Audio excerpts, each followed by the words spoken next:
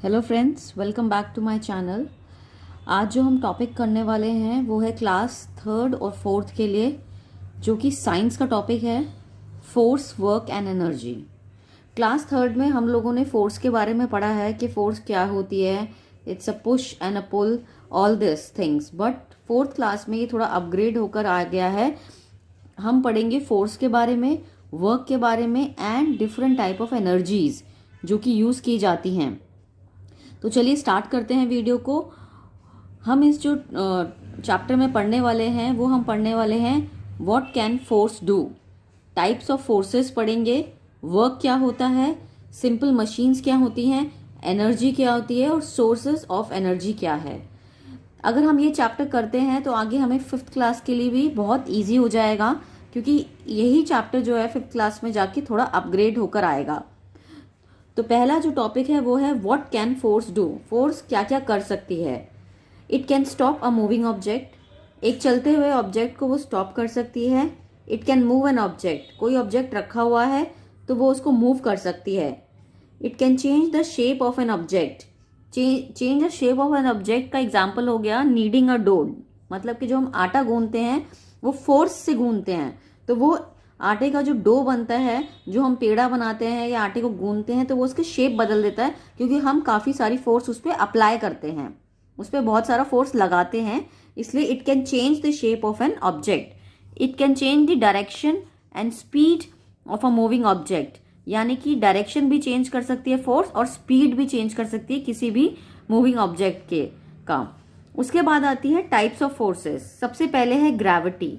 Gravity तो आप लोगों को पता ही होगा, ये सर आइजैक न्यूटन ने निकाली थी। उन्होंने बताया था कि ग्रेविटी क्या है। Gravity is the force by which the earth pulls everything towards itself, यानी कि ऐसी फोर्स जो अर्थ की तरफ आपकी हर चीज को पुल करती है। The force of gravity is acting upon us all the time, से हमारे ऊपर हमेशा ही रहेगी। All the time gravity is there. अगर आप कोई भी चीज, जैसे ये पेन है, आप इसमें गिराया तो ये गिर गया नीचे, यानी कि अभी भी ग्रेविटी है। उसके बाद आता है फ्रिक्शनल फोर्स। फ्रिक्शनल फोर्स क्या होती है? It occurs when two surfaces move और स्लाइड अगेंस्ट वन अनदर। जब कोई भी दो चीजें आपस में रब होती हैं, जैसे ये मैंने हैंड रब किया, तो ये फ्रिक्शनल फोर्स की वजह से हो रहा है। अब फ्रिक्शनल फोर्स को स्मूथ कौन बनाता है अप्लाई करने पर? जैसे अगर आप सपोज कोई कार्टन है, कोई डब्बा है, उसको खिसका रहे हैं अगर किसी सरफेस पे, तो आपकी फोर्स ज्यादा लगेगी। लेकिन अगर उस डब्बे के नीचे आपने एक कार्टन और बिछा दिया पतला करके और उसको फिर आप पुश करेंगे तो वो इजीली हो जाएगा। तो जो उस कार्टन और बड़े वाले डब्बे के बीच में जो कार्टन फोर्स है, that is called frictional force. और ज्यादातर जैसे आप मशीन्स देखते हैं हमारी, जो कि सिलाई मशीन हो गई या कोई भी बड़ी मशीन्स होती हैं, उनके अंदर फ्रिक्शनल फोर्स अच्छा करने के लिए हम क्या यूज करते हैं? लुब्रिकेंट्स। लुब्रिकेंट्स हो गए, जैसे ऑयल हो गया या ग्रीस हो गई। तो फ्रिक्शनल फोर्स को और बेटर बनाने के लिए लुब्रिकेंट्स यूज किए जाते हैं। उसके बाद आता है मस्कुलर फोर्स। मस्कुलर फोर्स क्या होती है? The force applied by your muscles, जो आपकी मसल से होती हैं। जैसे आप कोई चेयर पुल कर रहे हैं या कोई हैवी चीज उठा रहे हैं, तो इसमें आपकी मस्कुलर फोर्स लगती है। फिर है मैकेनिकल फोर्स। मैकेनिकल फोर्स क्या होती है? We use the force of a machine to do things like, जैसे मैकेनिकल फोर्स में आप बाइसिकल को राइड कर रहे हैं, जो पैडल्स जो काम करते हैं बाइसिकल को राइड करने के लिए, वो मैकेनिकल फोर्स की वजह से है। यूजिंग क्रेन टू लिफ्ट, जो क्रेन्स होती हैं कोई सामान उठा रही हैं, तो वो मैकेनिकल फोर्स है। Then comes magnetic force. It is a force caused due to the presence of magnet. Magnet यानी चुंबक। चुंबक की जो फोर्स होती है, magnet can pull objects like iron की और नेल्स। अब आप मैग्नेट ले लेते हैं और खूब सारी आपने आयरन नेल्स, यानी कि आपने जो हमारी कीलें होती हैं उनको बिछा दिया और मैग्नेट को किया, तो वो उसको एकदम अट्रैक्ट कर लेती है। तो ये एक मैग्नेटिक फोर्स है। उसके बाद आता है वर्क। वर्क क्या होता है? Work is said to be done when we apply force on an object and it moves in a direction of a force applied और चेंज द पोजीशन। यानी कि वर्क तब होता है जब हम कोई फोर्स अप्लाई कर रहे हैं। सपोज कोई चेयर रखी है या हम उसको धक्का दे रहे हैं, तो हम we are doing a work, we are applying the force on that particular object. हम उस पर चेयर को पुश करने में, एक ऑब्जेक्ट को पुश करने में जो फोर्स लगाते हैं उसको कहते हैं वर्क। अब सिंपली अगर आप एक दीवार के आगे खड़े हुए हैं, यू आर स्टैंडिंग, तो ये इसमें कोई आपकी फोर्स नहीं लगी, आपने कोई वर्क नहीं किया, तो it is not a example of a work you are doing और अप्लाइंग एनी फोर्स। उसके बाद आता है सिंपल मशीन्स। अब सिंपल मशीन्स क्या होती हैं हमारी? Machines that can make our work easy, they help us to do work with less effort and less time. वो मशीन्स जो हमारे वर्क को इजी करती हैं और हमारा वर्क जो है बहुत एफर्टलेसली, मतलब हमें ज़्यादा उसमें काम नहीं करना पड़ता और कम टाइम में हम उससे काम कर सकते हैं। जैसे कि हमारी वॉशिंग मशीन हो गई, या हमारे रेफ्रिजरेटर्स हो गए, या आप कह सकते हैं कि हमारी स्विंग मशीन हो गई। ये सब सिंपल मशीन्स होती हैं। अब 6 types of basic types of machines हैं, जैसे कि lever, pulley, wedge, wheel and axle, then incline plane and screw. अब लीवर क्या होता है? लीवर एक ऐसी रॉड होती है और उसके नीचे एक फेल्क्रम होता है, जो कि जैसे कि हम ओपनर कोई भी चीज को ओपन कर रहे हैं तो it's a example of a lever. उसके बाद हो गया पुली। पुली कहाँ यूज होती है?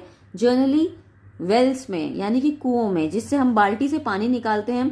जैसे कि ये डायग्राम दिख रहा है आपको, इस पे एक ऐसी रस्सी है, तो जो हम इस पे इसको पुल करके निकालते हैं, this is called pulley. Wheel and axle. Axle क्या है? ये wheel, this is wheel and this is axle. It allows the wheel to turn and change the direction. Axle क्या करता है? व्हील्स के डायरेक्शंस को चेंज करता है और उनको मूव करने में हेल्प करता है।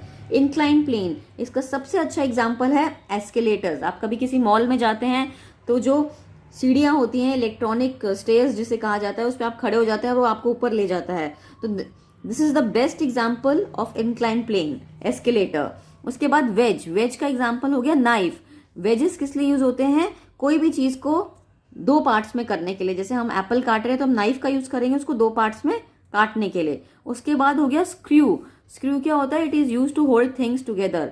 जैसे कि हम कोई भी पेच लगाते हैं किसी चीज को बंद करने के लिए, वो होल्ड कर देते हैं 2 चीजों को। दीवार में हम कोई बॉक्स फिक्स कर रहे हैं तो उसको स्क्रू हेल्प करता है उसको टाइटन अप करने के लिए। जब हम स्क्रू लगा देते हैं तो वो दीवार के साथ लग जाता है, तो it holds the things together. दीवार के साथ आपने कोई चीज लगाई तो उसने दीवार के साथ उसको होल्ड कर दिया।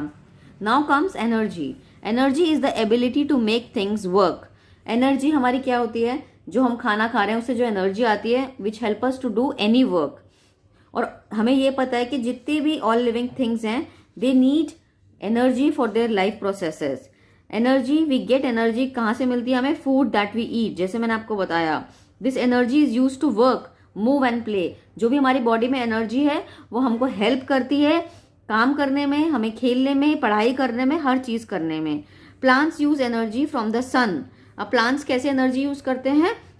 दे use energy of the sun to make food, to grow, to stay healthy. Machines also need energy to work, जैसे कि इलेक्ट्रिसिटी, विंड, फ्यूल हो गया इसका एग्जाम्पल। उसके बाद आता है हमारे पास डिफरेंट टाइप्स ऑफ एनर्जीज क्या हैं? Sun energy, wind energy and water energy. We get जो एनर्जी हमें सन से मिलती है उसको हम कहते हैं सोलर एनर्जी। इसका एग्जाम्पल हो गया सोलर कुकर। आपको पता होगा टेरेस वगैरह पे जो सोलर पैनल्स लगते हैं, आजकल तो इलेक्ट्रिक बसेस भी चलने लग गई हैं सोलर एनर्जी की हेल्प से। So solar energy is very good. वो आपको पॉल्यूशन भी नहीं करती है बिल्कुल भी, इट इज पॉल्यूशन फ्री। उसके बाद है wind energy, the energy that we get from wind. Wind mill इसका सबसे अच्छा एग्जाम्पल है। Water, the energy that we get from water, that is called water energy. इसका एग्जाम्पल हो गया हाइड्रो इलेक्ट्रिसिटी, जो कि डैम्स के थ्रू हमें मिलती हैं, पानी से इलेक्ट्रिसिटी बनती है वहां पर। उसके बाद आता है फॉसिल फ्यूल। क्या होता है? Fossils are formed from the remains of dead plants and animals that died million years ago. जो कि बहुत साल पहले जो भी एनिमल्स के या प्लांट्स के डेड पार्ट्स होते हैं मिलियन ईयर्स अगो, उनसे फॉसिल बनता है। और उस फॉसिल का जो फ्यूल है, जैसे कि उसके एग्जांपल है कोल, क्रूड ऑयल, नेचुरल गैस, ये हमारी फॉसिल फ्यूल्स हैं सारे। और इनको हमें बिल्कुल भी वेस्ट नहीं करना चाहिए, क्योंकि ये नॉन रिन्यूएबल होते हैं, ये नॉन रिन्यूएबल एनर्जी है हमारी, तो इनको बहुत अच्छे से देख कर यूज करना चाहिए। Do not waste all these fossil fuels, जो जितनी भी हमारी ये हैं, जैसे कि कोल, क्रूड ऑयल हो गया, नेचुरल गैस हो गई। अब आता है water renewable sources of energy and water non renewable sources of energy. Renewable sources क्या होते हैं? They do not get exhausted easily. इसका एग्जाम्पल हो गया जैसे विंड, वाटर, सन, और इट कैन बी रिन्यूड। पानी से हम दोबारा इलेक्ट्रिसिटी बना पाएंगे, विंड मिल से हम दोबारा विंड मिल में एनर्जी बना सकते हैं, सोलर एनर्जी से हम सोलर की एनर्जी बना सकते हैं। और जो नॉन रिन्यूएबल होते हैं वो कभी भी रिन्यू नहीं हो सकते, they can be easily, they will completely exhausted one day अगर इसका प्रॉपरली यूज नहीं हुआ। इसके एग्जाम्पल हो गए कोल, पेट्रोल, वुड, ये सब हो गया।